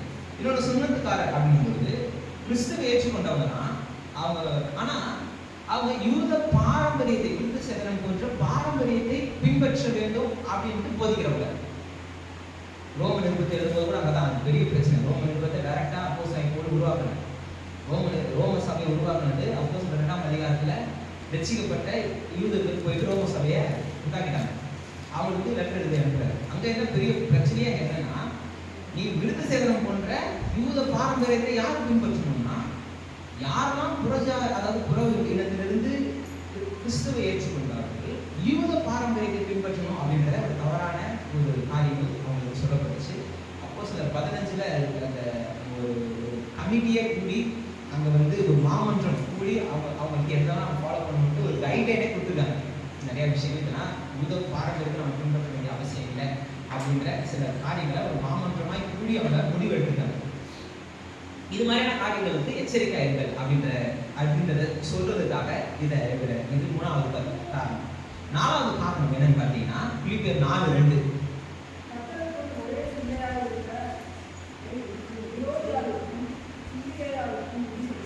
இப்ப ஏயோதியால் சிந்திக்கையால் 2 பேர் அங்க இருக்கிறதாகவும் அவங்களுக்கு இடையில ஏதோ மனக்கசப்பு இருக்கிறதாகவும் கேள்விப்பட்டு சபையில ஒற்றுமையை ஏற்படுத்துறதுக்காக இந்த நிருபத்தை எழுதுறாரு. இதுதான் 4 காரணங்கள். ஏன் இந்த நிருபத்தை எழுதணுன்றதுக்கான 4 காரணங்கள். ஒன்று, இந்த பிலிப்பு பட்டணத்தின் உண்மையான அந்த பரிசுத்தமான இதை வாசிக்கிற எல்லா காலத்திலும் வாசிக்கிறவர்களுக்கு உதவும்படியாக எழுதுறாரு. 2வது, எப்பாப்ராத்து போறாரு, அவர்கிட்ட லெட்டர் கொடுத்தாங்கணும். அவர்களுடைய எல்லா நேரங்களிலும் துணையாக இருந்த அந்த சபைக்கு அவர் லெட்டர் கொடுத்தாங்கன்றதுனால எழுதுறாரு. 3வது, இவர்களுக்கு சில உபதேச ரீதியான சில எச்சரிப்புகளை கொடுத்து பாதுகாக்கிறதுக்காக எழுதுறாரு. 4வது, அந்த சபையில இருந்த ஒரு லோக்கலான ஒரு பிரச்சனை, ஒரு சாதாரண ஒரு பிரச்சனை, ஒரு ஒற்றுமை இல்லை, நான் பெரியவனா நீ பெரியவனான்னு இருக்குது. சபையில இன்னைக்கு நிறைய பெரிய பெரிய சபைகள் இன்னைக்கு பெரிய பிரச்சனைன்னா டீமா புரிஞ்சுக்கிட்டு நான் பெரிய ஆளா நீ பெரிய ஆளா, நான் ஏன் பேச்ச பாசிட்டிவ் கேட்பாரா, எவன் பேச்ச பாசிட்டிவ் கேட்பாரா, இப்படிலாம் நிறைய ஒரு பெரிய இதெல்லாம் கலந்தங்கள்லாம் இருக்கு. உண்மையிலே அதெல்லாம் கர்த்தருடைய பார்வையில ஒரு பெரிய இல்லாத காரியங்கள். நம்ம எல்லாருமே அவையர்கள், அதை மட்டும் நம்ம புரிஞ்சுக்கணும். கண்ணு நான் நிறைய முறை சொல்லிட்டு தான், கண்ணு நான் வந்து காதா இருக்கணும்னு அவனுக்கு ஆசைப்படுவேன். கண்ணோட வேலை பார்க்கணும், காது வேலை பார்க்கணும். கண்ணு காதை பார்த்து ஆசைப்படக்கூடாது. ஐயோ நான் அதுவாக இருந்தால் நல்லா இருக்குமே, நான் இதுவாக இருந்தால் நல்லா இருக்குமே ஆசைப்படுறேன். கை வேலையை பார்க்கணும், கால் வேலையை பார்க்கணும். அதோடைய வேலையை முக்கிய பார்த்துச்சுன்னா சரீரம் சரியா. கை நான் காலெல்லாம் இருக்கேன்ட்டு அது கை காலாக இருக்கிறதுக்கு ட்ரை பண்ணிச்சுன்னா தலைகளை தான் நிற்கணும். ஒரு மனுஷன் கையில் நடந்து போனால் எப்படி இருக்கும்? தலைகளை எவ்வளோ நேரம் நடந்து போக முடியாது. அதுக்கான பலன் காலில் தான் இருக்குது. அப்போ அது வேலை செய்யும். அதுக்குன்னு ஒரு வேலை தாழ்வானதோ ஒரு வேலை உயர்வானதோ கிடையாது. எல்லாமே சரீரத்தின் அவயங்கள் அது வேலை செய்யும்போது நிச்சயமாக அது பெரிய வேலை. ஒரு சொன்னால் இப்போ ஒரு இன்ஸ்ட்ருமெண்ட் வாசிக்கிறாங்க, ஒருத்தவங்க கூட்டி போயிருக்கிறாங்க அப்படின்னா, ஒருத்தர் இப்போ பிரசங்கம் பண்ணுறேன் அப்படின்னா எல்லாமே கர்த்தருடைய பார்வையில் ஒன்று தான். நீ பிரசங்கம் பண்ணிட்ட, நீ ஃபர்ஸ்ட் கிளாஸ், நீ இன்ஸ்ட்ருமெண்ட் வாசிக்கிற, நீ செகண்ட் கிளாஸ், நீ கூட்டி போயிருக்கிற, நீ தேர்ட் கிளாஸ், கர்த்தர் பிரிக்க மாட்டேன். கர்த்தருடைய பார்வையில் எல்லாமே ஒன்று தான். நீங்கள் கதவை திறந்துட்டு போனீங்கன்னா கூட அது அவருடைய பார்வையில் புரியுது தான். பிரசங்கம் பண்ணுறவங்களுக்கு என்ன புரியுதோ அந்த புரி தான் அங்கே கிடைக்கும். அவளுக்கும் அதே புரி தான். இவரு நான் பிரசங்கம் பண்ணுறேன், எனக்கு ஒரு புரிய, அவங்களுக்கும் எனக்கும் ஒரே புரியா அப்படின்ட்டு கேட்கலாம் முடியாது. இயேசு கிறிஸ்து நிறைய ஓமைகளை சொல்லியிருக்கிறாரு. காவல் ஓமைகளா, நேரத்தின் ஓமைகளை வச்சு நிறைய முறை சொல்லியிருக்காரு. ஊழியத்தில் சபையில் எல்லாருக்குமே ஒரே பலன் தான். கர்த்தருடைய பார்வையில் அவருடைய பிள்ளைகள் அவருடைய செயலை செய்கிறவர்கள் அப்படின்ற பலனை நமக்கு கர்த்தர் நமக்கு தருகிறார். அதனால பிரிவினை இருக்கக்கூடாது. இந்த காரணத்துக்காக தான் இது எழுதுறேன். சரி, இதனுடைய கருப்பொருளுக்கு நேராக நம்ம போயிடலாம். இதனுடைய தீம் என்ன? இது எழுதுவதற்கான காரணங்களை பார்க்கலாம். இப்போ இதனுடைய தீம் என்ன? இப்போ நம்ம ஒரு நோக்கத்தோட தான் வரோம். இப்போ நம்ம புள்ளி வந்திருக்கிறோம். எதுக்கு புள்ளி வந்திருக்கிறோம்? புளிப்பு நிறுவனத்தை பற்றி கற்றுக்கொள்வதற்கு நாம வந்திருக்கிறோம். இதே போல ஒவ்வொரு கூடிகைக்கும் ஒரு நோக்கம் இருக்கு, ஒரு ஒரு இது இருக்கு. இப்போ நம்ம திருவசனம் பண்டிகை அப்படின்னு இருப்போம், அதில் ஒரு தீமோடு கூட இதுதான் அப்படின்னு இருக்கும். அப்புறம் எஸ்டகாமிக் ஸ்டடிக்கு 3 நாள் 4 நாள் செமினார்ஸ் வைப்போம். அப்போ என்னன்னா கடைசி காலத்துக்கு குறித்து தான் காரியங்களை நம்ம படிப்போம். ஓல்டு சிஸ்டம் ஸ்டடினா அதை பிரித்து படிப்போம். அப்போ ஒரு தீமோடு கூட தான் நம்ம, ஒரு நோக்கத்தோடு கூட தான் நம்ம. அப்போ இந்த நிறுவனத்தை எழுதுவதற்கான தீம் என்ன அப்படின்னு பார்த்தீங்கன்னா 2 விதமான தீம்ஸ் இருக்கு. ஒன்று பொதுவான கருப்பு, பொதுவான தீம்ஸ், ஒரு ஜெனரலான ஒரு காரியம். இன்னொன்று ஸ்பெஷல், முக்கியம், சிறப்பு வாய்ந்த, தனிச்சிறப்பு வாய்ந்த ஒரு தீம் இருக்கு.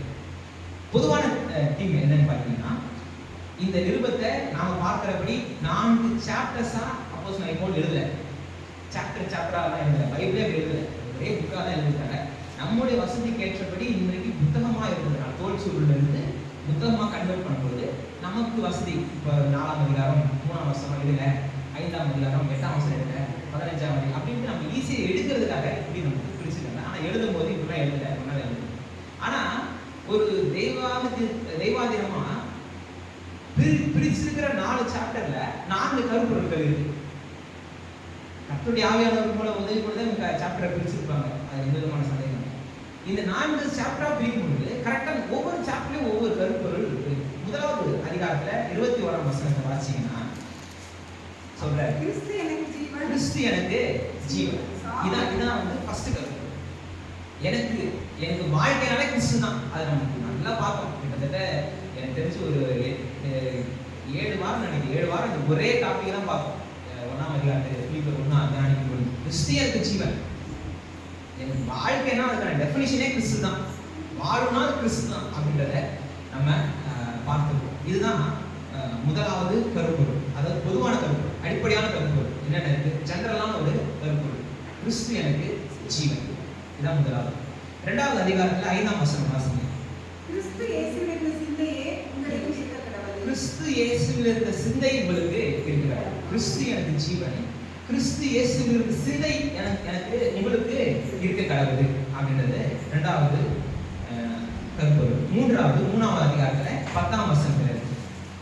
இப்படி நான் அவரையும் அவருடைய உயிர்த்தெழுதலின் வல்லமையையும் அவருடைய பாடுகள் ஐக்கியத்தையும் அறிவுறுவதற்கும் அவருடைய மரணத்திற்கு ஒப்பான மரணத்திற்குள் உள்ளாகி எப்படியாயும் நாம் மருத்துவரிலிருந்து உயிரோடு எழுந்திருப்பதற்கு தகுதியாக கிடைக்கும். அவரே நம்பிக்கை. கிறிஸ்துதான் என் நம்பிக்கை, கிறிஸ்துதான் என்னுடைய ஜீவன். கிறிஸ்து இயேசுவில் இருந்த சிந்தை எனக்கு இருக்கணும், உங்களுக்கும் இருக்குது. எனக்கு இருக்கு, உங்களுக்கும் இருக்கணும். 3வது அவரே நம்பிக்கை, அவர் தான் என் நம்பிக்கை அப்படின்றத தைரியமா என்ன பண்றாரு? பறைசாற்றுகிறார், தைரியமா அறிவிக்கிறார், தைரியமா உங்களுக்கு அதை கற்றுத்தராரு, சொல்லித்தராரு, அதை வெளிப்படுத்துறாரு. தன்னுடைய நம்பிக்கையை அவர் வந்து உறுதியா நம்புறாரு, வெளிப்படுத்துறாரு. நான் பாடுபட்டு இப்படியே அழிஞ்சு போகிறது கிடையாது, அவரை போலவே அவருடைய வருகையை நான் காணப்படுவேன் அப்படின்ற தன்னுடைய நம்பிக்கையை தைரியமா அவர் வந்து வெளிப்படுத்துறாரு. 4ஆம் அதிகாரம் 13ஆம் வசனத்துல என்னை பலப்படுத்துகிற கிறிஸ்துவினாலே எல்லாவற்றையும் செய்ய எனக்கு பலன் உண்டு. கிறிஸ்துவே என் பலன், கிறிஸ்துவே என் ஜீவன், கிறிஸ்து இயேசுவிலிருந்த சிந்தை நம்மள இருக்கணும். 3வது கிறிஸ்து அவர் தான் நம்மளுடைய நம்பிக்கை. இந்த பூமிக்குரிய ஆவிக்குரிய எதிர்காலத்துக்குரிய பரம ஈவின் பங்காகிய அவர் தான் நம்ம நம்பிக்கை. அந்த பரம ஈவின் பங்கே நமக்கு அவர் தான். எதுக்கு நம்ம பரலோகம் போகணும்னு ஆசைப்படுறோம்? அங்கே தங்க வீடு இருக்குது, வைரத்தில் மாளிகை போகணும்னு ஆசைப்படுறோம். அப்படி ஆசைப்பட்டா இன்னைக்கானது அந்த அவர் இருக்கிறாரு, அவரை பார்க்கணும், அவர் கூட இருக்கணும், அவரை தான் நம்மளுடைய ஆசை. அவர் இருக்கிறவங்க தான் பரலோகம், அவரை பார்க்க அவர் கூட இருக்கணும்னு போகிறோம். அப்போ கிறிஸ்துவே நம்முடைய நம்பிக்கை. 4வது கிறிஸ்துவே என் பலன். இந்த 4 அடிப்படையான கருப்பொருட்களை மையமாய் வைத்து இந்த நிருபத்தை எழுதுறாரு. ஆனா இந்த 4 கருப்பொருளும் பார்த்தீங்கன்னா அநேக நிருபங்களே இருக்கு. ரோமர்லையும் பார்க்கலாம், எபேசியர்லையும் பார்க்கலாம், கலாத்தியர்லையும் பார்க்கலாம். இதுக்கு நிறைய வேத வசனங்கள் ஆதாரங்கள் டைம் இல்லை சொல்றது. இந்த 4 கருப்பொருளும் அநேக கொரிந்தியர்கள் இருக்கு, தெசலோனிக்கேயர்கள் இருக்கு, நம்பிக்கை எதிர்கால பரம நம்பிக்கை குறித்து தெசலோனிக்கேயர்கள் இருக்கு, நிறைய காரியங்கள். எல்லா நிருபங்களையும் பொதுவா எழுதுறதை தான் இங்க எழுதுறாரு. பொதுவா எல்லா சபைகளும் எழுதுற மாதிரி எழுதுறாரு கருப்பொருள். இந்த சபைக்கு மாத்திரமே இதுல மட்டும் இருக்கிற ஒரு ஸ்பெஷல் ரெவலேஷன் என்னன்னா சந்தோஷம். இதை பத்தி மற்ற எந்த சபைக்கும் எழுதுறது இந்த ஒரு நிருபத்தை படிச்சா மாத்திரம்தான் இந்த காரியத்தை நீங்க படிக்க முடியும். இந்த சந்தோஷத்தை பத்தி தான் இந்த தனிச்சிறப்பு வாய்ந்த ஒரு கருப்பொருள். இந்த சபையில மாத்திரம்தான் இது சொல்லப்பட்டிருக்கு. இதான் வந்து தனிச்சிறப்பு வாய்ந்த ஸ்பெஷல் தீம் அப்படின்ட்டு இதை நம்ம எடுத்துக்கலாம். இதுல வந்து நிறைய காரியங்கள் இதுல இருக்கு. இதுல பாத்தீங்கன்னா 4ஆம் அதிகாரம் 10ஆம் வசனத்தை வாசிச்சு படிக்கலாம். பிலிப்பியர் 4:10. என்னை விசாரிப்பதற்கு நீங்கள் இப்பொழுது மறுபடியும் மனம் மலர்ந்தபடியினாலே கர்த்தருக்குள் மிகவும் சந்தோஷப்பட்டேன். சரியா? இப்ப இது அப்படியே சந்தோஷப்பட்டேங்கிற வார்த்தை மட்டும் அப்படின்னு ஞாபகம் வச்சுக்கோங்க. 1ஆம் அதிகாரம் 18ஆம் வசனத்தை வாசிங்க. இதனால் என்ன? வஞ்சகத்தினாலாவது உண்மையினாலாவது எப்படியாவது கிறிஸ்து அறிவிக்கப்படுகிறார், அதனால் சந்தோஷப்படுகிறேன், இன்னமும் சந்தோஷப்படுவேன். அப்ப சந்தோஷப்பட்டேன் பாஸ்ட்ல இருக்கு, சந்தோஷப்படுகிறேன் பிரசன்ட்ல இருக்கு, சந்தோஷப்படுவேன் ஃபியூச்சர்ல இருக்கு. அப்ப அவருடைய கடந்த காலத்திலையும் சந்தோஷமா இருக்கிறாரு, நிகழ்காலத்திலும் சந்தோஷமா இருக்கிறாரு, எதிர்காலத்திலையும் சந்தோஷமா இருப்பேன் அப்படின்ட்டு தைரியமா அறிவிக்கிறாரு. ஆனா அவருடைய கடந்த காலத்துல எப்படி இருந்தாரு அப்படின்னு பாத்தீங்கன்னா, கடினமான காலத்துல தான் அவருடைய பிரயாணங்கள் இருக்குது. அவருடைய எல்லாமே இந்த 3 மிஷனரி பயணமா இருந்தாலும் சரி, 4வது எருசலேம்ல இருந்து ரோமாபுரி சிறைச்சாலைக்கு வரும்பொழுது அந்த கப்பல் பிரயாணம் எப்படி இருந்துச்சுன்னு பாத்தீங்கன்னா, ஒரு பெரிய ஒரு ஹாலிவுட் மூவி பார்த்த மாதிரி ஒரு இருக்கு. நீங்க அப்படியே டிராமாட்டிக்கலா இருக்கு. அவர் கப்பல் சேதம் ஆகிட்டு 3 நாள் இரவு பகல் தெரியாம போறாங்க. அப்புறம் ஒரு தீவுல மாட்டுறாங்க. அங்க போய் பார்த்தா பாம்பு அடிக்குது. எல்லாரும் ஐயோ இவனை வந்து கப்பல் சேதமே இவனால தான் வந்துச்சு, அதில் சாவடிக்க முடியாது, பாம்பு கடிச்சு சாப்பிடறான்னு நினைச்சாங்க. கடைசியில அவர் மறிக்கலன்னு அவரே வணங்க ஆரம்பிக்கிறாங்க. ஒரு டிராமாட்டிக்கா போயிட்டு இருக்கு. பயங்கரமான ஒரு இதுதான். அப்படியே அப்ஸ் அண்ட் டவுன்ஸ் பயங்கரமா இருந்துட்டே இருக்கு. பெரிய பெரிய பிரளயம் போன்ற ஒரு பிரச்சனைகள் வருது. ஆனா அது பனி போல விழுகுது. இது மாதிரி காரியங்கள் போயிட்டு இருக்கு. ஸ்மூத்தா அப்படியே இந்த பட்டரை வந்து ஒரு ஹாட் நைஃப் எடுத்து பட்டரை வெட்டுற மாதிரி ஸ்மூத்தாலாம் போல. அது ரொம்ப கஷ்டமா உலகத்தின் பார்வையில ஒரு பாடுகள் நிறைந்த பாடுதாரு. ஆனா என்ன சொல்றாரு? சந்தோஷப்பட்டேன் அப்படின்றாரு. இப்ப ஜெயில பார்த்து சொல்றாரு சந்தோஷப்படுறேன்றாரு. இப்ப தலை துண்டிக்கப்பட போதா இல்ல வெளியே போறோமான்ற உறுதியே இல்லை, ஆனா சந்தோஷப்படுவேன்றாரு. இவர் தான் என்ன அட்வைஸ் நமக்கு அட்வைஸ் பண்றாரு. பிலிப்பியர் 4:4 கர்த்தருக்குள் எப்பொழுது சந்தோஷமாயிருங்கள் என்று மறுபடியும் சொல்கிறேன். நம்மளை பார்த்து சொல்றாரு. பிலிப்பு சபை விசுவாசிகளை பார்த்து சொல்றாரு. நம்மளை பார்த்து சொல்றாரு சந்தோஷமா இருங்க, இன்னும் சந்தோஷமாவே இருங்க. மறுபடியும் சொல்றேன், அகைன் எம்பசைஸ் பண்ணி சொல்றேன். உங்களை அடுத்த திருத்தமா நான் சொல்றேன். என்ன சொல்றேன்? சந்தோஷமா இருங்க. உங்க எல்லா சூழ்நிலையிலும் நீங்க சந்தோஷமா இருங்க, மகிழ்ச்சியா இருங்க அப்படின்ட்டு உறுதியா சொல்றேன். ஆனா சொல்றதுக்கு இவருக்கு தகுதி இருக்கான்னு கேட்டா நிச்சயமா இருக்கு. அவருக்கு அவருக்கு தகுதி இருக்கான்னு கேட்டா நிச்சயமா இருக்கு. ஏன்னா அவர் அப்படிதான் இருக்கிறாரு. கடந்த காலத்திலயும் சந்தோஷமா இருக்கிறாரு, நிகழ்காலத்திலயும் சந்தோஷமா இருக்கிறாரு, எதிர்காலத்திலயும் சந்தோஷமா இருப்பேன்றாரு. தன்னுடைய கடினமான காலகட்டத்திலையும் சந்தோஷமா இருக்க அவர் இருந்து காமிக்கிறாரு, நமக்கு இருக்கும்படியா அட்வைஸ் பண்றாரு. சரி, இப்ப கர்த்தருடைய பிள்ளைகள் நாம செய்ய வேண்டிய காரியம் என்ன அப்படின்றத குறிச்சு நம்ம பார்த்தோம் அப்படின்னு பார்த்தீங்கன்னா, சில இனிமே கொஞ்சம் இந்த வாரத்திலே முடிக்கலான்னு பார்த்தேன். இருந்தாலும் அடுத்த வாரத்துக்கும் நம்ம இந்த இன்ட்ரடக்ஷன் மட்டும் கொஞ்சம் ஜஸ்ட் நம்ம பார்த்துட்டு அடுத்த 1ஆம் வசனத்துக்கு நேராக நம்ம போயிடலாம். இந்த பிலிப்பியர் நிருபத்துல நாம கர்த்தருடைய பிள்ளைகளாய் நாம கடைபிடிக்க வேண்டிய சில காரியங்களை இங்க நமக்கு கற்றுக் கொடுக்கிறார். எப்படிலாம் நம்ம இருக்கணும், என்னென்ன காரியங்கள் நம்ம செய்யணும், சந்தோஷமா இருப்பதற்கு என்னென்ன காரியங்கள் நம்ம செய்யணும் அப்படின்றத அப்போஸ்தலனாகிய பவுல் நமக்கு கற்றுக் கொடுக்கிறார். என்னன்னு பார்த்தீங்கன்னா, ஒன்று தெசலோனிக்கேயர் நிருபம் 5ஆம் அதிகாரம் 18ஆம் வசனம். 1 தெசலோனிக்கேயர் 5:18. எல்லாவற்றிலேயும் ஸ்தோத்திரம் செய்யுங்கள், அப்படி செய்வதே கிறிஸ்து இயேசுவுக்குள் உங்களை குறித்து தேவனுடைய சித்தமாய் இருக்கிறது. அதாவது எல்லாவற்றிலும் பாஸ் அப்படின்ற ஒரு கிரேக்க வார்த்தை தான் இந்த இடத்துல பயன்படுத்துறாங்க. Whole, all kind of, everyone, anyone, எல்லாவற்றிலும், எல்லார் மீதும், எல்லாரோடும் அப்படின்ற ஒரு அர்த்தத்தோடு கூட தான் இந்த இடத்துல இந்த பாஸ் அப்படின்ற வார்த்தை பயன்படுது. சந்தோஷமா இருங்கன்றாரு, நம்ம சந்தோஷமா இருக்கணும். எப்படி சந்தோஷமா இருக்கணும்? எல்லாருக்கும் ஸ்தோத்திரம் செய்யுங்கள். ஸ்தோத்திரம் செய்யறதுன்னா என்ன? ஆண்டவருக்கு நன்றி செலுத்துகிறவர்களா இருக்கணும். எல்லா நேரங்களிலும், எல்லா சமயங்களிலும் நன்மை பெற்றுக் கொள்ளும் போது மாத்திரமல்ல, நம்ம சில நேரங்கள் தீமை அனுபவிக்கிற நேரத்தில் கூட கர்த்தரை நாம் துதிக்கிறது, கர்த்தரை நம்ம மகிமைப்படுத்துறது.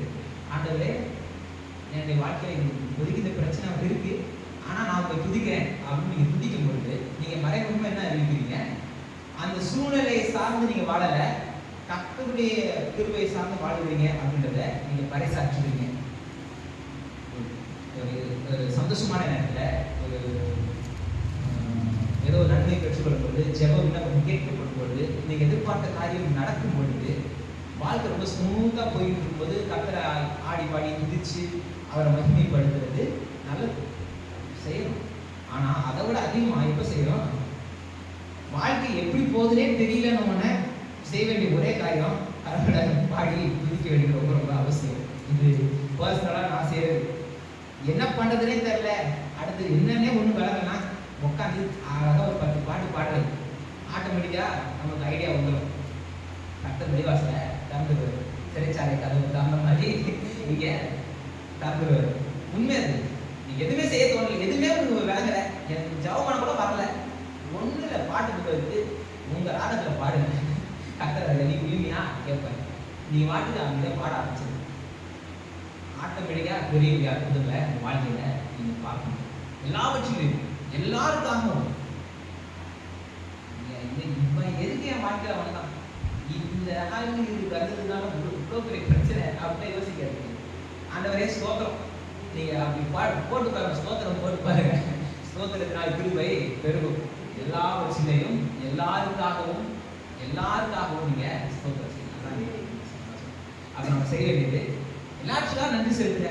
உங்க வாழ்க்கையில அது இந்த தீமையா அனுபவிச்சிருக்கீங்களா? ஆண்டவரே ஸ்தோத்திரம், நான் இப்படிப்பட்ட பாடலையும் பாடல எழுதுறேன், எனக்கு நீங்க உதவி செய்வீங்க.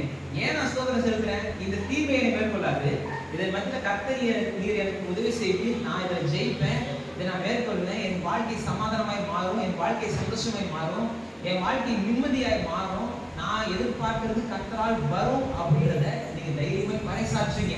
நீங்க ஸ்தோத்திரம் பண்ணும்போது, நன்றி செலுத்தும் போது நீங்க அதை நீங்க தைரியமா நீங்க அறிவிக்கிறீங்க. அதனால எல்லாவற்றிலையும் ஸ்தோத்திரம் பண்ணுங்க, சந்தோஷமா இருங்க அப்படின்னு சொல்றேன். அதான் சந்தோஷமா இருங்க அப்படின்னு மறுபடியும் சொல்றேன், ரொம்ப ரொம்ப அவசியம். ஆல் டைம்ஸ் கண்டினியூலி தொடர்ந்து செய்ய வேண்டிய ஒரு எல்லா காலத்திலும் எல்லா சூழலிலும் உள்ளடக்கியது. எப்பொழுதும் சந்தோஷமா இருக்கணும். எப்பொழுதுன்ற வேர்டுல அது ரொம்ப முக்கியம். அதான் ஹைலைட் போட்டு மார்க் பண்ணி வச்சுக்கோங்க. அது காலத்தையும் சூழ்நிலை எல்லாவற்றையும் அந்த இடம் அது நமக்கு பிடிக்கும். ரெண்டாவது அதை எப்பொழுதும் ஃபர்ஸ்ட் எல்லாவற்றிலையும் ஸ்தோத்திரம் பண்ணுங்க, எப்பொழுதும் நீங்க என்ன பண்ணுங்க, சந்தோஷமா இருங்க. மூணாவது தேவனுடைய வார்த்தையினால் நாம பிழைக்கக்கூடிய ஒரு அனுபவம், தேவனுடைய வார்த்தையை சார்ந்திருக்கிற அனுபவம் நமக்கு இருக்கணும். மத்திய சுவிசேஷம் 4ஆம் அதிகாரம் 4ஆம் வசனத்துல இருக்கு. நீங்க ஜஸ்ட் அதை நோட் பண்ணி வச்சுக்கணும். அது சொல்ல போறேன் என்னென்ன மட்டும் நான் சொல்லியிருக்கேன். 3வது, எல்லாவற்றிலும் தேவனுடைய வார்த்தை, அதாவது கர்த்தருக்கு ஸ்தோத்திரம் செலுத்துகிறவர்களாக இருக்கணும். எல்லா நேரத்திலும் சந்தோஷமாக இருக்கணும். எல்லா நேரங்களிலும் தேவனுடைய வார்த்தையை சார்ந்தவர்களாக இருக்கணும். எல்லா நேரங்களிலும் நாம ஜெபம் பண்ணுகிறவர்களாக இருக்கணும். சங்கீதங்களின் புஸ்தகம் 50ஆம் சங்கீதம் 15ஆம் வசனத்தை சொல்லுது, ஆபத்து காலத்தில் எழுதி கூப்பிட்டு அப்படின்ட்டு சொல்றாரு. கர்த்தர் சொல்றாரு, எல்லா சூழ்நிலையும் கர்த்தரை நோக்கி ஜெபிக்கிறவர்களாக நாம இருக்கணும். 4வது, 5வது, நம்முடைய நடக்கையில ஒரு மிகப்பெரிய ஒரு மாற்றம் இருக்கணும். ஒரு மற்றவர்களை குறித்துதான ஒரு கன்சர்ன் இருக்கணும். அது ரொம்ப ரொம்ப முக்கியம். மத்திய சுவிசேஷம் 5ஆம் அதிகாரம் 44-45 வசனத்துல பாத்தீங்கன்னா, சத்துருக்களை சிநேகியுங்கள், சபிக்கிறவர்களை ஆசீர்வதியுங்கள், பகைக்கிறவர்களுக்கு நன்மை செய்யுங்கள், நிந்திப்பவர்களுக்காகவும் துன்பப்படுத்துகிறவர்களுக்காகவும் ஜெபம் பண்ணுங்கள். அப்ப 4 விஷயங்களை கற்றுத்தராங்க ஆண்டவராகிய இயேசு கிறிஸ்து. அப்ப ஃபர்ஸ்ட் என்ன செய்யணும் அப்படின்னு பார்த்தீங்கன்னா, ஸ்தோத்திரம் பண்ணணும், சந்தோஷமா இருக்கணும், தேவனுடைய வார்த்தையை சார்ந்து இருக்கணும், ஜெபம் பண்ணணும், அவருக்கு ஏற்றபடி சாட்சியாய் நம்ம பூமியில வாழணும். இந்த 5 காரியங்கள் கர்த்தருடைய பிள்ளைகள் நாம செஞ்சு சந்தோஷமா இருக்கணும், நம்முடைய மகிழ்ச்சியை வெளிப்படுத்தணும் அப்படின்றத அப்போஸ்தலனாகிய பவுல் நமக்கு இங்க கற்றுத்தர. இது ரொம்ப ரொம்ப அவசியம், நம்ம கடைபிடிக்க வேண்டிய காரியம். ஒரு இன்ட்ரோடக்ஷன் பண்ணுவோம், பார்த்துட்டு நான் நிறைவு செஞ்சுக்கிறேன். அதாவது எந்தெந்த சூழ்நிலை நம்ம சந்தோஷமா இருக்கணும். சந்தோஷமா இருக்கேன்றாங்க. சந்தோஷமா இருக்கிறதுனா என்ன? உட்காந்துக்கிட்டு ஒரு பெரிய கஷ்டம் இருக்கு, பெரிய துன்பம் இருக்கு, அந்த நேரத்தில் நல்லா கைத்தட்டி பாடி இருக்கு.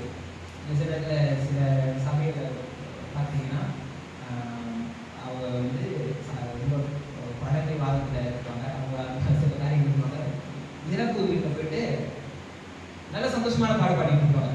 அது உண்மைதான், கிறிஸ்தவ நம்பிக்கை அதன் அடிப்படையில் தான். இறக்குறாருன்னா என்ன, அவர் பரம வீட்டுக்கு போறாரு. ஆனா அந்த இறந்தவர்களுடைய இழப்பு வந்து அந்த குடும்பத்துக்கு இவ்வளவு பெரிய இழப்பு இல்லை. அதை நம்ம யோசிச்சு நமக்கு அந்த சூழ்நிலைக்கு ஏற்ற மாதிரி நம்ம சில விஷயங்கள் நம்ம செய்யணும். அதை விட்டுட்டாங்க சந்தோஷமா இல்லை அப்படின்ட்டு ஜாலியா பாட்டுலாம் பாடுறது, அது வந்து அது சரி கிடையாது. அவங்க இழந்து இருக்கும்பொழுது நிச்சயமா அந்த சூழ்நிலையை புரிஞ்சுக்கிட்டு நாம செயல்பட வேண்டியது அவசியம். இங்க அந்த மாதிரி கஷ்டமான காலத்துல சந்தோஷமா இருக்கணும்னா, பெரிய கடன் பிரச்சனை இருக்கு, இல்ல பெரிய வியாதி இருக்கு, பெரிய வேதனை இருக்கு, அந்த நேரத்துல எதை பத்தியும் கவலைப்படாம, இந்த வீட்டுல குழந்தைங்க பாத்தீங்கன்னா எதை பத்தியும் கவலை இருக்கு, அம்மாங்க தலை உள்ளு இருக்கும், பெரிய இதா இருக்கும், அது மாதிரி ஜாலியா இருக்கும். ஏன்? அதுக்கு ஒன்றும் புரியாது, சொன்னாலும் புரியாது, அது செய்ய போறது அது கிடையாது, அதுக்கான எந்த விதமான பொறுப்பும் அது கிடையாது, அதனால ஜாலியா இருக்கு. அது போல நாம எந்த விதமான பொறுப்பற்றவர்களாய், எந்த விதமான கடமையற்றவர்களாய் நம்ம சந்தோஷமா இருக்கணும் அப்படின்னு போல் சொல்றாங்க கேட்டா கிடையாது. சந்தோஷமா இருக்கு அவர் மறுபடியும் சொல்றது என்னன்னு கேட்டீங்கன்னா, பதற்றப்படாம ஒரு ஒரு எப்படி சொல்றதுன்னா, ஒரு ஒரு பதற்றம், ஒரு பெரிய ஒரு பரபரப்பு இல்லாம, ஐயோ என்ன ஆக போதோ, அடுத்து என்ன செய்ய போறோம், என்ன பண்ண போறோம், அடுத்த வாழ்க்கை எப்படி இருக்கும், இந்த வியாதி வந்துருச்சு, இது என்ன பண்ண, இதை எப்படி நம்ம கையாள போறோம், இந்த பிரச்சனை கடன் பிரச்சனை வந்துருச்சு, இதை எப்படி நம்ம கொண்டு போக போறோம், இல்ல என் வாழ்க்கையில் இந்த மாதிரி பிரச்சனை இருக்கு, இந்த பிரச்சனையை நான் எப்படி நான் சமாளிக்க போறேன் அப்படின்ட்டு பதறி இல்லாம, ஒரு பதற்றம் அடையாம, அப்படியே காமா கூலா அதை ஹேண்டில் பண்ண நமக்கு கற்றுத்தர. அதுதான் நம்ம வாழ்க்கையில நீங்க செய்ய வேண்டியது. நம்ம வாரத்துக்கு நான் தெளிவா சொல்றேன், என்னென்ன பிரச்சனைகள் வரும் அப்படின்றத பரிசுத்த வேதாகமே நமக்கு இருக்கு. எந்தெந்த நேரங்களில் சந்தோஷமா இருக்கணும், சோதனைகள் மத்தியில் சந்தோஷமா இருக்கணும், பலவீனங்கள் மத்தியில் சந்தோஷமா இருக்கணும், நிந்தைகள் மத்தியில் சந்தோஷமா இருக்கணும், பாடுகள் மத்தியில் சந்தோஷமா இருக்கணும், நாம் சந்திக்கின்ற ஏமாற்றங்கள் மத்தியில் சந்தோஷமா இருக்கணும், சவால்கள் சேலஞ்சஸ் மத்தியில் சந்தோஷமா இருக்கணும். நம்முடைய இதெல்லாம் இந்த நேரத்தில் நம்ம சந்தோஷமா இருக்கணும் அப்படின்ட்டு வசனத்தின் மூலமாவே இதெல்லாம் வரும், இதெல்லாம் இருக்கு, இதெல்லாம் வந்திருக்கலாம், இல்லை அப்படி நீங்க இருக்கலாம், இது வரைக்கும் இனிமே நீங்க அதை சந்திக்கலாம், அது மாதிரியான காரியங்கள் இருக்கு. ஆனா இப்ப இந்த மாதிரியான பிரச்சனைகள் உங்க வாழ்க்கையில வரும்பொழுது நீங்க ஃபர்ஸ்ட் உங்க மைண்ட்ல இருக்கிறது என்னன்னா, பதட்டம் அடையாது. ஏன்னா பிரச்சனை வந்துருச்சுன்னா உங்களுக்கு எப்படி என்ன மாதிரியான ஒரு மைண்ட் செட் வரணும்னா, இப்ப தேவனுடைய கிருபை வெளிப்படப்படும், தேவனுடைய செயல் வெளிப்படப்படும் அப்படின்ற ஒரு தாட் இருக்கும். இந்த சந்தோஷம் எப்போ வரும்? சந்தோஷமா நீங்க சொல்லலாம், சந்தோஷமா நீ சொல்ற, என் பிரச்சனை எனக்கு தெரியும், என் பிரச்சனை எனக்கு இருக்கு பாரு, அப்புறம் தெரியும் நீ சந்தோஷமா இருந்தீங்கன்னா அவனுக்குலாம் இருந்துச்சுன்னா நீ என்ன ஓடிடுவேன், கலராக முடியாம முட்டைக்கான சொல்லி கலந்து ஓடிடுவேன் அப்படின்னு நீங்க நினைக்கலாம். ஆனா எல்லாருக்குமே பிரச்சனை இருக்கு, எல்லாருக்குமே வியாதி இருக்கு, எல்லாருமே உபத்திரவத்தின் மத்தியில் தான் இருக்கணும். சொல்ற நானும் சரி, கேட்கற நீங்களும் சரி, ஏதோ ஒரு தேவைகள் மத்தியில பிரச்சனை மத்தியில் தான் ஓடிக்கிட்டு இருக்கோம். ஆனா அதன் மத்தியில சந்தோஷமா இருப்பது எப்படின்றது தான் இந்த பிலிப்பியர் நிறுவனம் நமக்கு கற்றுத்தருது.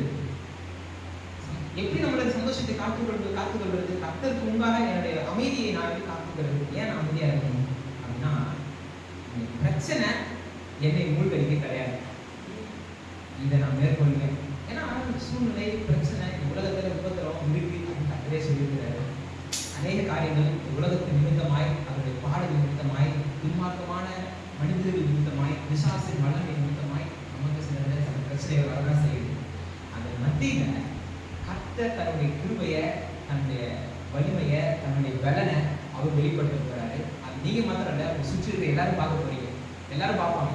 அந்த நம்பிக்கை வந்துச்சுன்னா நீங்க ஆட்டோமேட்டிக்கா சந்தோஷமா இருப்பீங்க.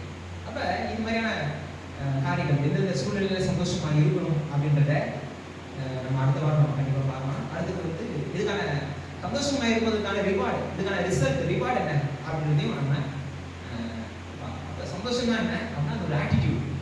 அது வந்து எப்படின்னா ஒரு பிரச்சனையை, சூழ்நிலையை கையாளும் விதம், ஒரு பிரச்சனையை ஹேண்டில் பண்ற விதம், உங்க சூழ்நிலையை ஹேண்டில் பண்ற விதம் தான் கொஞ்சம் என்ன ஜாலியா இருக்கும். குழந்தைங்க மாதிரி வீட்டுல பெரிய பிரச்சனை இருக்கும், ஆனா குழந்தைங்க ஜாலியா இருக்கும். அது மாதிரி பெரிய பெரிய பிரச்சனை டைம்ல எதை பத்தி கண்டுக்காம, கன்சர்ன் இல்லாம, எதை பத்தி எந்த விதமான ஒரு கவலை இல்லாம நீ மாட்டு ஜாலியா இரு அப்படின்றத வந்து இது பண்றது கிடையாது. அந்த இது கிடையாது. சந்தோஷமா இருக்குன்னு சொல்றது வந்து என்னன்னு கேட்டீங்கன்னா, பி காம் கூலா இருந்து அதை நீங்க எதிர்கொண்டு அதை வெற்றி சேரன்னு சொல்றதுக்காக தான் சந்தோஷமா இருக்குன்றத அப்போஸ்தலன் பவுல் போதிக்கிறாரு. இப்படி சந்தோஷமா இருக்கிறதுக்கான பலனும் இருக்கு, இதுக்கான ரிசல்ட்டும் உங்களுக்கு இருக்கு, இதுக்கான பலனும் நீங்க பார்ப்பீங்க. அது நம்ம நிச்சயமா எந்தெந்த சூழ்நிலையில சந்தோஷமா இருக்கணும், அந்த சந்தோஷமா இருக்கிறதுக்கான பலன் என்ன அப்படின்றத நம்ம வரும் நாட்கள்ல நம்ம தியானிக்கலாம். இப்போ கொஞ்சம் எழுந்திரிச்சு